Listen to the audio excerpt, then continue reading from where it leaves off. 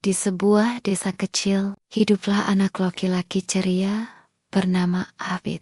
Tahun ini, Abid berusia 7 tahun dan ingin sekali mencoba puasa penuh seperti kakaknya. Sepulang dari masjid, ia bilang kepada temannya.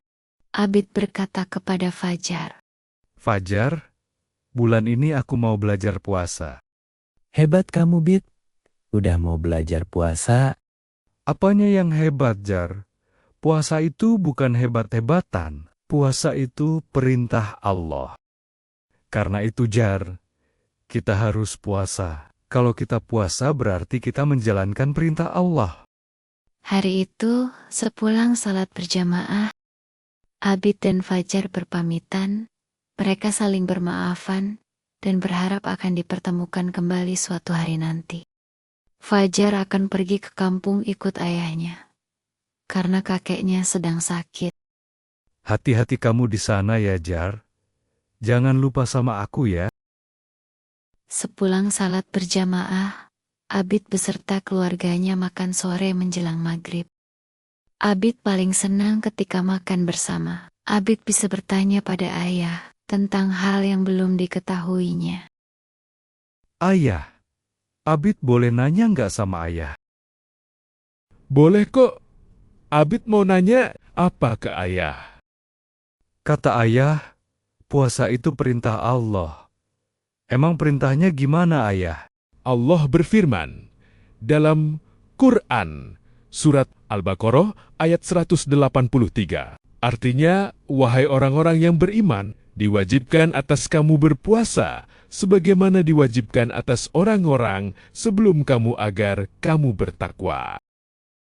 Lalu, kenapa kita harus lapar puasa? Lapar itu banyak mengandung pelajarannya. Dengarkan penjelasan ayah. Pertama, saat lapar dan haus, kita belajar menahan diri. Tidak langsung mengikuti keinginan membuat kita jadi pribadi yang lebih kuat dan tidak mudah mengeluh. Berarti kita belajar tentang sabar. Kedua, ketika kita merasakan lapar, kita jadi lebih mengerti bagaimana rasanya orang yang kekurangan makanan setiap hari. Dari sini, tumbuh rasa empati dan kepedulian kita terhadap orang lain. Emang apa bedanya empati dan peduli? Abid belum mengerti. Empati adalah kemampuan untuk memahami dan merasakan apa yang orang lain rasakan. Sedangkan peduli adalah tindakan yang diambil untuk membantu orang lain. Ketiga, rasa lapar membuat kita lebih bersyukur atas rezeki yang selama ini sering dianggap biasa. Saat berbuka, air putih dan makanan sederhana terasa sangat nikmat. Jadi nikmat makanan itu sangat terasa ketika kita lapar, maka bersyukurlah. Baik, ayah. Terima kasih penjelasannya. Abid mau main dulu ya, ayah.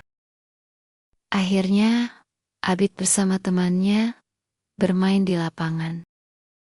Masa kecil adalah masa yang paling bahagia. Begitu senangnya bermain bersama teman-teman, sehingga tak terasa sebentar lagi maghrib akan tiba. Waktu maghrib tiba. Abid dan keluarganya pergi ke masjid untuk melaksanakan sholat maghrib berjamaah.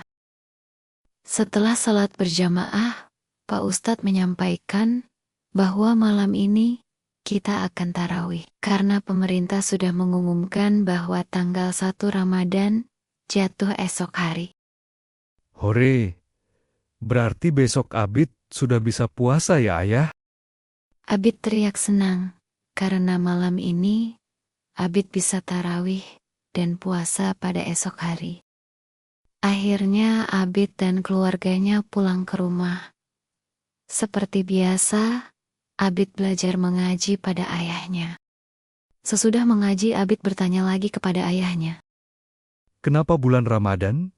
Banyak sekali orang mengaji Al-Quran, ayah. Bahkan sehabis taraweh, biasanya ayah selalu mengajak Abid untuk ngaji dulu di masjid. Bulan Ramadan adalah bulan diturunkannya Al-Quran.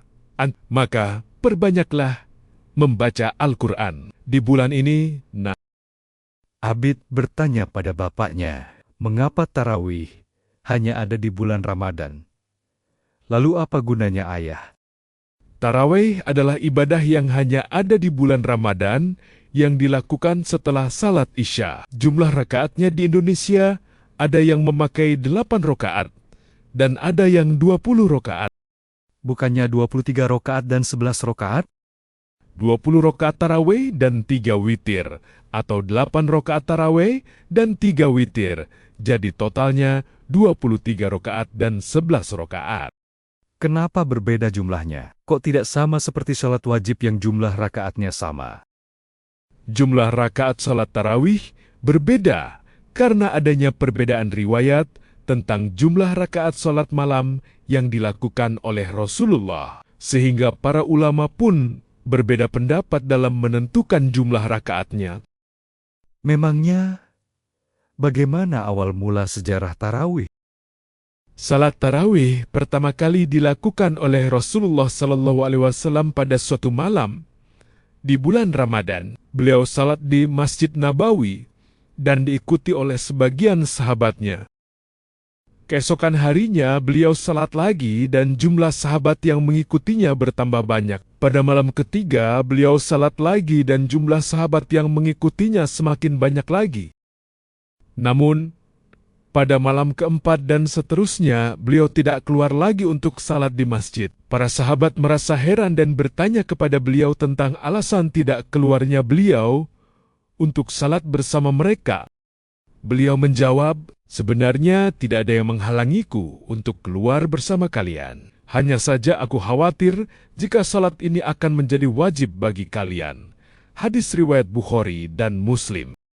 Dari hadis ini, kita dapat mengetahui bahwa salat tarawih adalah sunnah muakkadah, sangat dianjurkan dan bukan wajib. Rasulullah SAW tidak ingin memberatkan umatnya dengan menjadikan salat ini sebagai kewajiban. Beliau juga ingin memberikan kebebasan kepada umatnya untuk melaksanakan salat ini sesuai kemampuan dan kesempatan mereka. Berarti kita boleh sholat yang jumlahnya 11 rokaat, atau yang 23 rokaat dong ayah? Boleh dong, karena kalau kita bisa mengerjakannya lebih baik daripada yang meninggalkan tarawih, karena sangat dianjurkan mengerjakannya. Ayah sudah azan Isya, yuk kita berangkat ke masjid untuk salat. Ayo kita berangkat, jangan lupa, hari ini kita sekalian salat tarawih. Akhirnya Abid dan keluarganya pergi berangkat ke masjid terdekat di dekat rumahnya. Abid senang sekali karena hari ini bisa ikut tarawih bersama keluarganya. Dukung channel kami dengan like and subscribe agar kami dapat bercerita tentang cerita lainnya yang bermakna dan berilmu.